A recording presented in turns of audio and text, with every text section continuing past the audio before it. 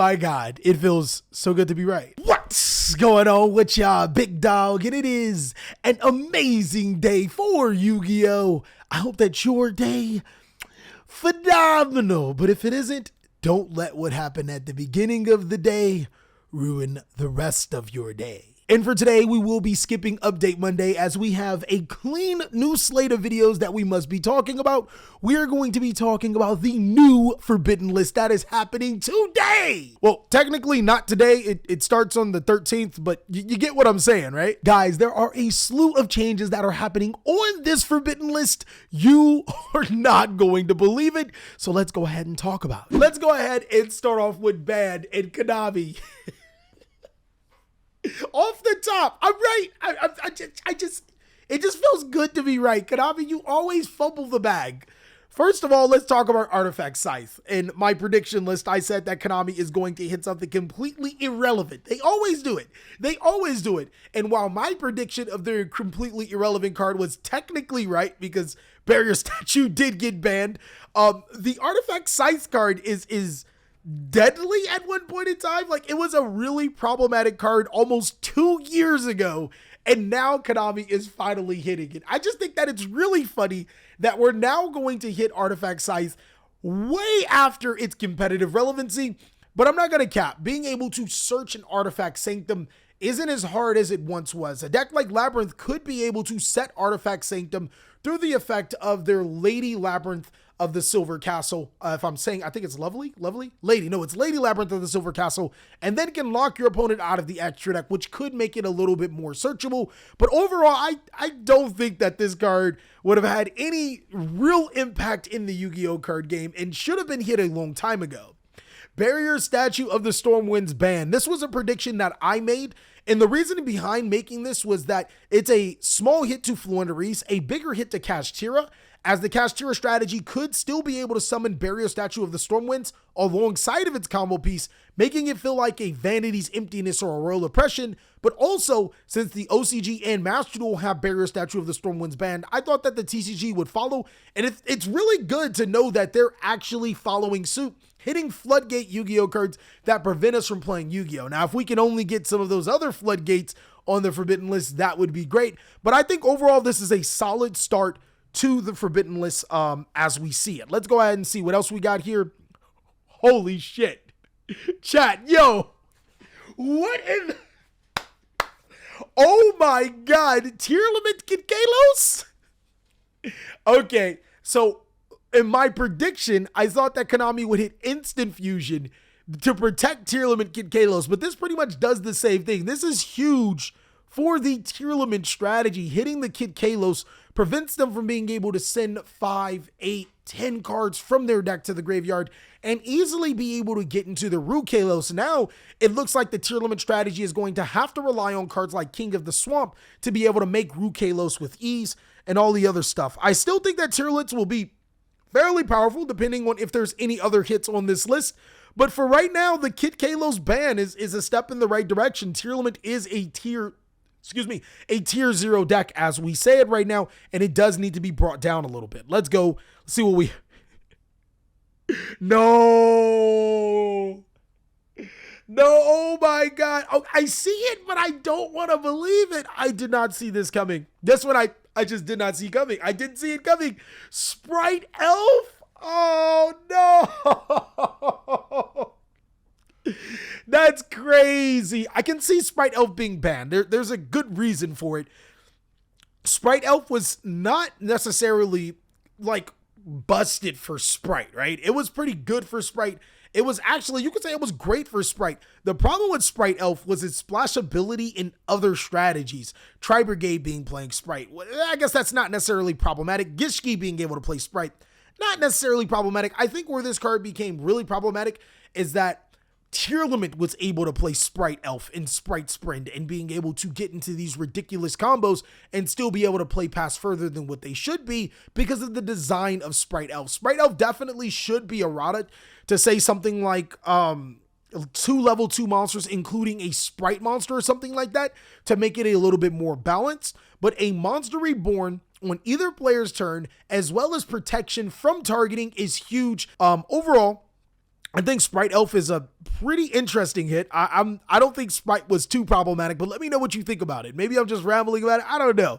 Let me know what you think. Was Spright Elf necessary? I think that some Elf Spright hit had to happen, but Spright Elf, I'm not sure if that's it, Konami.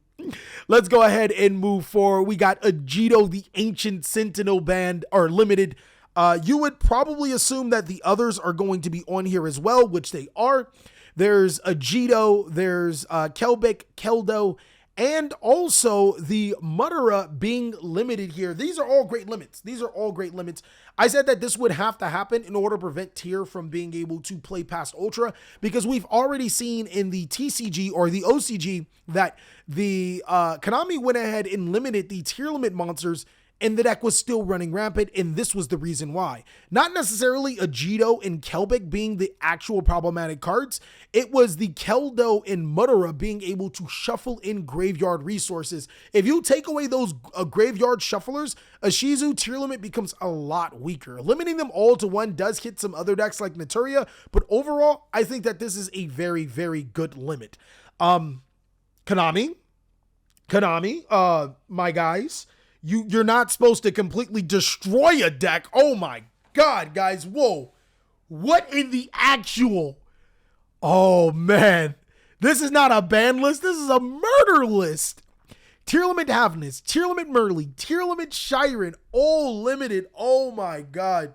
So the tier limit deck is going to consist of Havnis, Shiren, Merly, 3 King of the Swamps, 3 Rhino Heart, 3 Sea Bear. I think the deck's dead.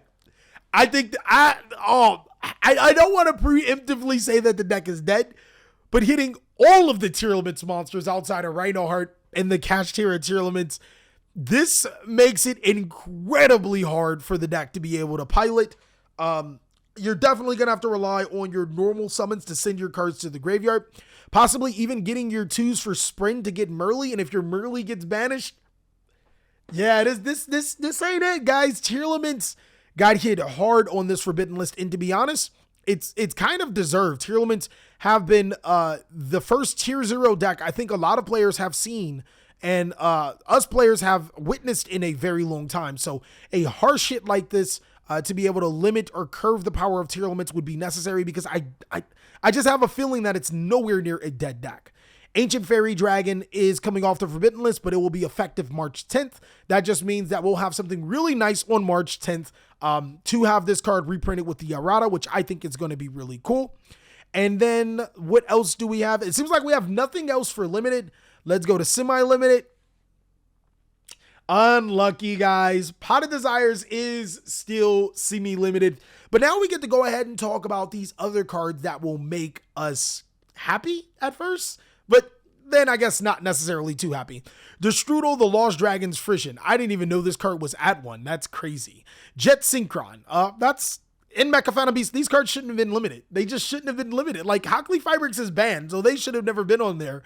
Servative Endymion. Oh my God, that's really good. That's extremely good for Pendulum players or Endymion players. They finally get their card off the list. We were waiting on cards like Solomon Great Gazelle and Thunder Dragon Colossus to come off, but I'll take this. And then True King Lithosagam the Disaster. I got another one, right? Oh my fucking God. Dino Best Dad, guys, let's go! Oh my God, yes, yes, yes! Dino support, then Dino support! Oh, guys, I apologize, but I am about to brew up the strongest dinosaur deck that you have ever seen. It's gonna be unstoppable. Dino's back in the meta, Kashtira? What are those? Dino Best Deck. Oh my God, guys. I'm salivating here. Lithosagam off the list? Oh man, there's literally only dinos that can play this card effectively. So that's going to be huge for dino decks. Yatagarasu off the list and Spiral Resort off the list. Yada, I don't think anybody cares about. Spiral Resort, though. Isn't Spiral Master Plan still banned? Like, that's such a kick in the face to Spiral players. Master Plan, I guess the Resort off the list is like, I guess. Like, it'd be interesting to see if they can do something with it. But with Master Plan still on the list, I think that is still a little bit problematic. But that is all for the current list. I think that it's pretty cool. Really interesting to see how Tearlaments will be able to navigate that throughout this format, if they'll be able to navigate throughout this format. And with Catch Tier seen as the de facto best deck in the game right now, we are moving into Power of the Elements within an interesting space. Let me know what you guys think about this particular list down below in the comment section. And of course, I'll catch you on the next one.